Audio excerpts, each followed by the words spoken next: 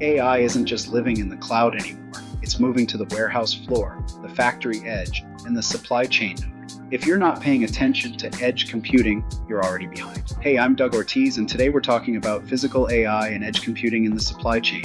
Let's set the stage. Traditional AI lives in the cloud, where you send data, wait for processing, then get results. That model works for some things, but breaks down on a warehouse floor, where milliseconds cost money. Point 1. Real-time decision-making matters, and edge computing processes data right where it happens. Milliseconds matter when you're preventing defects, optimizing picking routes, or predicting equipment failure before it happens. Point 2. Bandwidth and connectivity problems are solved because edge AI doesn't need constant cloud connection. Edge processes locally and syncs when able, so operations keep running, even when the internet goes down.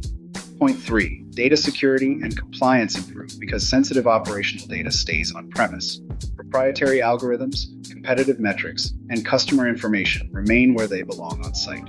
Point 4. Cost optimization comes from using edge for routine decisions and cloud for complex tasks. The right architecture means the right cost, not replacing one with the other, but using both where they make sense. So how do you evaluate edge for your supply chain? Start with high-volume, time-sensitive processes. Map your latency requirements and assess connectivity reliability at each node. Pilot with one use case before scaling across your network.